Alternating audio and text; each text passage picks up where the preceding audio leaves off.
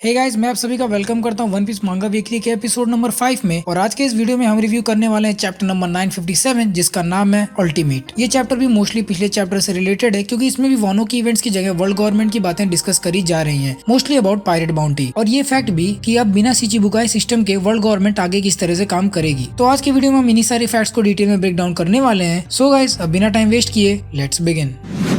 इस समय one piece world में बहुत बड़े बड़े इवेंट्स चल रहे हैं। मतलब ऐसा आपको वन पीस में कितनी बार देखने को मिलेगा कि 7 warlords, one of the 3 greatest powers, खत्म कर दिए गए और 2 योंकों ने एक साथ अलायंस बना ली। मैं बताता हूँ, कभी नहीं। आज तक वन पीस के 20 साल की हिस्ट्री में ऐसा कभी नहीं हुआ। ये आप मान के चलो कि वन पीस की स्टोरी का ये प्राइम टाइम चल रहा है, क्योंकि पायरेट्स अब पायरेट्स हैं और वर्ल्ड गवर्नमेंट का उनसे कोई लेना देना नहीं है। उनके लिए सब अब एक बराबर है। इस चैप्टर के बारे में ब्रीफ में बोलूं तो इन सभी योंको और शिचिबुकाई इवेंट्स के आफ्टर मैथ में ये चैप्टर चल रहा है, जहाँ पर वर्ल्ड गवर्नमेंट इस बात से परेशान है कि उनको रेवरी पर डिसीजन से डील करना है या फिर वानो में बिग मॉम और काइडो का मैटर। इस चैप्टर में वर्ल्ड हिस्ट्री को लेकर काफी सारी चीजों की इनसाइट्स मिलती हैं, जिसमें सबसे पहली बात है रॉक पायरेट्स, रॉक डी एक्सबेक। ये वर्ड आजकल वन पीस फैंस के बीच में काफी फेमस है और ये पायरेट ग्रुप कितना स्ट्रॉन्ग है वो इस चैप्टर में बता दिया गया। अगर आपको नहीं पता तो मैं आपको बता दूं कि all father, white beard, Kaido और बिग मॉम काफी टाइम पहले एक ही पायरेट ग्रुप के मेंबर्स थे और उस टाइम इन्हें स्ट्रॉन्गेस्ट पायरेट ग्रुप कहा जाता था। लेकिन इनकी चांदनी ज्यादा दिन तक नहीं रही क्योंकि गार्प ने इनके चांद को तोड़ दिया था और इसी की वजह से गार्प को हीरो ऑफ द मरीन्स भी कहा जाता है। एक चीज जो सभी फैंस के मन में हमेशा रहता है गार्प को लेके कि क्यों गार्प ने कभी वाइस एडमिरल की पोजीशन से खुद को अपग्रेड नहीं किया, तो उसका भी एक ब्रीफ आंसर सेनगोकू ने इस चैप्टर में दे दिया। चलो ये सब साइड करो। जो सबसे बड़ी इंसाइट मिली इस चैप्टर में वो थी सभी योंकोस की अपडेटेड बाउंटीज। आज तक रॉजर की बाउंटी ना तो एनिमे में ना तो मांगा में कहीं भी रिवील नहीं किया गया था until this chapter arrived. And God help me, Roger की बाउंटी बहुत ज्यादा है। देखो, मेरे ख्याल से काफी सारे लोग हैं जिनको बाउंटी सिस्टम से फर्क नहीं पड़ता, लेकिन ऐसे बहुत सारे लोग हैं जिनके लिए bounty as a power level की तरह से काम करता है। देखो, सच बताओ तो ज्यादातर लोगों ने ये एनिमे लॉकडाउन में देखा। मैं तो चलो 2019 से देख रहा हूँ, तो जल्दी जल्दी में बाउंटी का फर्क लोगों को पड़ा ही नहीं। लेकिन वो लोग जो इसे डे 1 से, 2005 से या इवन 2010 से भी देख रहे हैं, उनके लिए बाउंटी अपडेट होना बहुत बड़ी चीज होती है। पागल हो जाते हैं सबके सब बाउंटी देख के। और इस बार तो फाड़ चीज रिवील हुआ है भाई,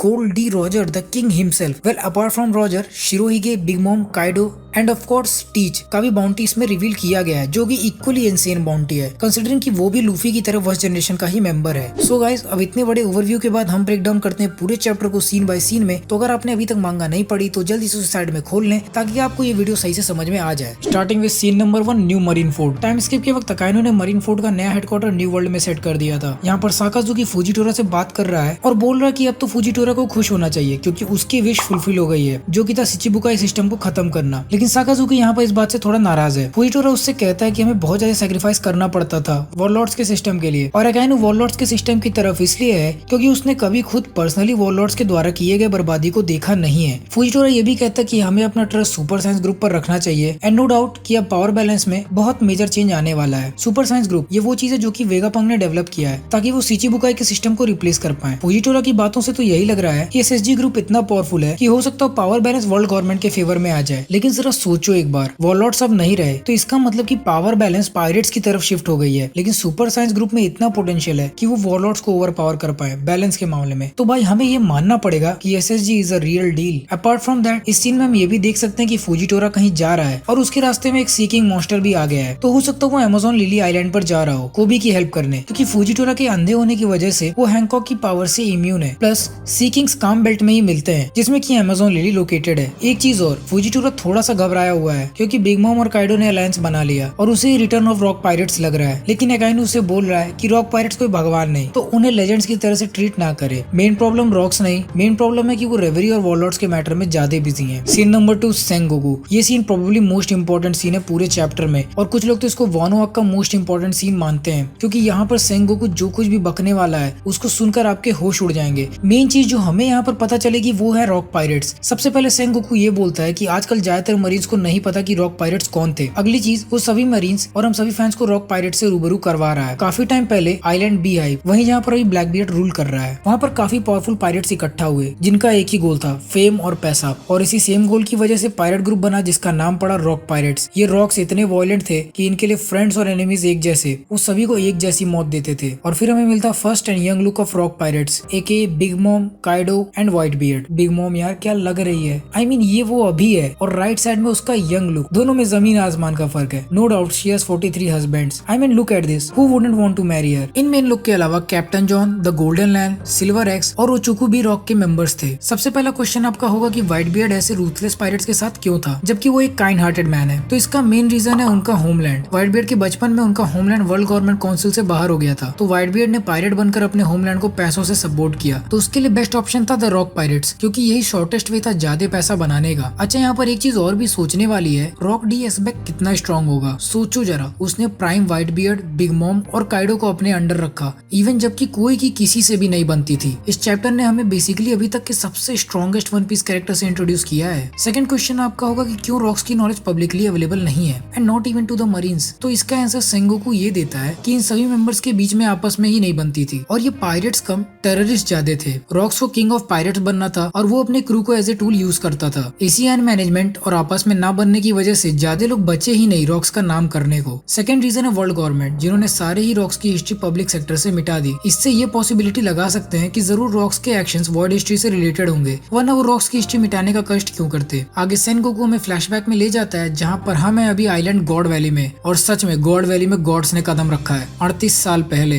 रॉक पायरेट्स को खत्म करने के लिए वाइस एडमिरल गार्प ने अपनी मुट्ठी भरी थी, और उसी दिन ही Rock Pirates God Valley island के साथ खत्म हो गए, और सेम डे से ही गार्प को हीरो ऑफ द मरीन्स भी कहा जाने लगा। लेकिन मैं आपसे पूछता हूँ, क्या ये सच था? क्या गार्प ने अकेले biggest of the One Piece characters को डिफीट कर दिया था? जी नहीं। और यही रीजन है कि गार्प अपने इस अचीवमेंट को कभी खुलकर नहीं बोलता। मतलब आपने सोच भी कैसे लिया कि गार्प अकेले prime Whitebeard, Kaido, Big Mom और Rocks along with captain John and others को अकेले ही डिफीट कर देगा? सबके पास हाकी है, ठीक है। तो सेंगोकू हमें आगे ये बता रहा है कि द बिगेस्ट रीजन कि गार्प कभी इस बारे में बात नहीं करता, क्योंकि उस दिन गॉड वैली पर उसने एक पायरेट के साथ हाथ मिलाया था ताकि वो रॉक्स को डिफीट कर पाए, और ये और कोई नहीं बल्कि the pirate king gold D Roger खुद थे, यानी कि monkey D Garp along with gold D Roger. बस इसीलिए क्योंकि गार्प को सेलेस्टियल ड्रैगन्स को प्रोटेक्ट करना था। अच्छा, आप लोग के मन में तो ये डाउट होगा कि गार्प अभी तक क्यों वॉइस एडमिरल है और क्या उसे सेलेस्टियल ड्रैगन पसंद है या नहीं। तो इसका आंसर भी इसी चैप्टर में सेंगोकू ने दिया। गार्प को सेलेस्टियल ड्रैगन्स नहीं पसंद, और इसीलिए ही वो अभी तक वॉइस एडमिरल की पोजीशन पर है, क्योंकि टेक्निकली एक एडमिरल डायरेक्टली सेलेस्टियल ड्रैगन्स की बात मानता है। सेलेस्टियल ड्रैगन्स ने हमेशा गार्प को कंट्रोल में लाने की कोशिश की, लेकिन कोई फायदा नहीं हुआ। गार्प की पॉपुलैरिटी और अचीवमेंट्स ही हैं कि अभी तक वो मरीन्स में है, वरना उसे कब का बाहर निकाल फेंकते। खैर, back to God Valley. Garp और रॉजर उस दिन गलती से साथ आ गए थे, और साथ मिलकर उन्होंने prime white Beard, Big Mom, Kaido और रॉक को डिफीट किया। उस दिन उस आइलैंड पर इतना गम स्टैम्पीड हुआ कि वो आइलैंड ही धरती पर से गायब हो गया, वो भी बिना किसी ट्रेस के। अब फिर से सोचो कि रॉक कितना पावरफुल होगा। मतलब गार्प का मुंह देखो यार, खून से लिपटा हुआ है वो। सोचो कितना मार खाया होगा, even when combined with pirate king. देखो, मेरा ये मानना ही नहीं है कि वो आइलैंड डिस्ट्रॉय हो गया है। व्हाइट बियर्ड कर सकता है, पर उसने किया नहीं होगा। वो आइलैंड अभी भी है, क्योंकि सेंगोकू ये बता रहा है कि रॉक दी स्बेक को किंग ऑफ द वर्ल्ड बनना था, इसीलिए वो कुछ ऐसी चीजों में इन्वॉल्व था जो वर्ल्ड गवर्नमेंट नहीं चाहती थी, इसीलिए उन्होंने सब कुछ कवर अप कर दिया, including the island. So the island is still there and I hope to see it in the future. Next scene and also deja vu to classic manga fans. Bounty reveal. बहुत कुछ बताया मैंने आपको, but अभी आपके मन में बवाल होगा। गवर्नमेंट भी बिजी थी वॉरलॉर्ड्स के बाउंटीज को अपडेट करने में, लेकिन अब सब कुछ हो गया है। So here is the first bounty of a man जो 1 साल पहले ही एम्परर बना, Marshall D Teach aka Black Beard with a bounty of 2.2 billion berries. सोच लो यार, ये कितना बड़ा बन गया 1 साल में। अब नेक्स्ट अप एक ऐसा आदमी जो 6 साल पहले योंको बना, Akagami no Shanks with 4 billion berries. अभी देखो, ये होता है असली योंको, ब्लैक बियर्ड का डबल है इसके ऊपर। Next up captain of Big Mom Pirates, Charlotte Linlin aka Big Mom with a bounty of 4.3 billion berries. Young थी तो ज्यादा अच्छी लगती थी यार। Next and last government general of Beast Pirates, Kaido with a bounty of 4.6 billion berries. Next panels में ये लोग वॉरलॉर्ड्स और सुपर साइंस ग्रुप के बारे में बात कर रहे हैं। बोरिंग। लेकिन भाई अभी माल खत्म नहीं हुआ, और फूको, क्योंकि I present you captain of Whitebeard Pirates, all father Edward Newgate with a bounty of whopping 5 billion berries. भाई भाई भाई बहुत ज्यादा है यार।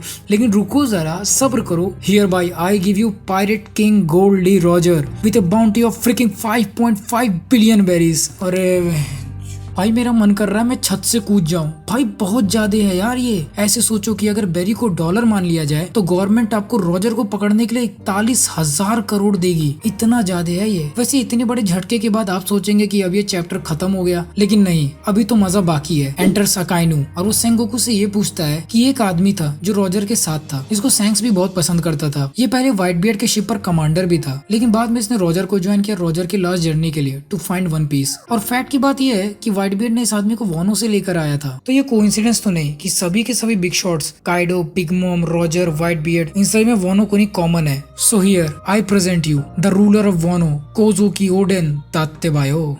बस भाई अब हो गया, अब और शॉक मेरे से हैंडल नहीं होगा। आगे अब ओडेन की स्टोरी के लिए तैयार रहना। सो गाइस, ये था मेरा रिव्यू ऑफ चैप्टर 957 अल्टीमेट। मैं उम्मीद करता हूँ कि आपको ये मांगा रिव्यू पसंद आई होगी। अगेन मैंने अपना बेस्ट ट्राई किया कि मैं इस मांगा रिव्यू को अच्छे से एक्सप्लेन कर पाऊँ। तो अगर आप सभी को ये वीडियो पसंद आए तो प्लीज इसे जल्दी से लाइक कर दीजिए। कमेंट सेक्शन में मुझे जरूर बताइए कि क्या आप कोजुकी ओडेन की स्टोरी के लिए एक्साइटेड हैं या नहीं। शेयर करिए इस वीडियो को वन पीस फैंस के साथ, और सिर्फ उन्हीं के साथ करना, वरना बाकी लोगों को स्पॉइलर हो जाएगा। डिस्कशन वगैरह के लिए आप मुझे इंस्टाग्राम पर फॉलो कर सकते हैं, या फिर आप हमारा डिस्कॉर्ड भी ज्वाइन कर सकते हैं। ऐसे और भी कई सारे मस्त अमेजिंग वन पीस वीडियोस को एंजॉय करने के लिए आप हमारे चैनल को सब्सक्राइब करना ना भूलें, और हाँ, बेल आइकन जरूर प्रेस कर दीजिएगा ताकि आप हमारे अपलोड से नोटिफाई होते रहें। सो गाइस, अगर आप सभी को हमारी ये मांगा रिव्यू वीडियो पसंद आई तो हमारी और भी कई सारी मांगा रिव्यू वीडियोस को चेकआउट कर सकते हैं। इसके प्लेलिस्ट का लिंक आपको वीडियो के राइट साइड में और डिस्क्रिप्शन में मिल जाएगा। So guys, till the next video, play on.